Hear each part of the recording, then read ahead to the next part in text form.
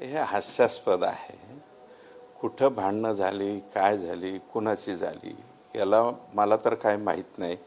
मला सकाळी त्या ठिकाणी कळालं आणि माझं मत असं आहे की हे उठसूट कोणत्याही लोकप्रतिनिधींवर काहीही आरोप करायचे याला काही लिमिट राहिलं पाहिजे. आणि माझं मत आहे की जी कोणती चौकशी करायची, जे काही त्यांचं म्हणणं आहे त्याप्रमाणे हे करावं. मला त्याच्याबद्दल माझं काही म्हणणंच नाही.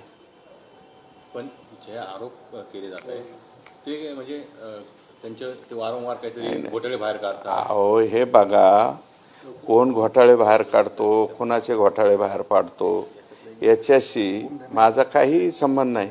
व्यक्तिगत माझ्यावरती खूप मोठे आरोप हे जे आहेत मवियाचं सरकार असताना या लोकांनी केलं होतं. त्याची रीतसर चौकशा झाल्या. त्याच्यानंतर ACBची सुद्धा चौकशी झाली. हायकोर्टाने सुद्धा ते ॲक्सेप्ट केलं की त्याच्यामध्ये माझा कुठं काही संबंध नाही. मग त्यावेळेस मी कोणाला काही बोललो नाही. आता काय संबंध आला कोणाचा? बीड जिल्ह्यामध्ये वारंवार अशा घटना घडत आहेत. कुठल्याही हाणामारी झाली, कुठेही झाली की त्याचा लोकप्रतिनिधीशी संबंध डायरेक्ट लगेच नाव घेतलं जातं.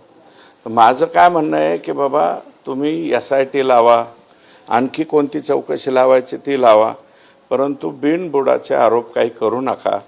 हे विनाकारण कोणाचे नावं घ्यायचे, कोणाच्या इज्जतीचा पंचनामा करायचा हे जरा कुठंतरी थांबलं पाहिजे असं माझं मत आहे. जाणून बुजून केलं होतं असं काय? 100%. आता घटना कुठं घडली हेही मला माहीत नाही. मांदळी गाव कुठं आहे?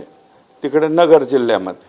आणि नगर जिल्ह्यामध्ये घटना झाली आणि रात्री घडली आणि सकाळी मला माहिती झालं. त्याच्यानंतर तुम्ही आत्ता मला जस्ट फोन केला. फोन केल्याबरोबर मी म्हणलं की मी येतो आणि माझं स्पष्टीकरण देतो.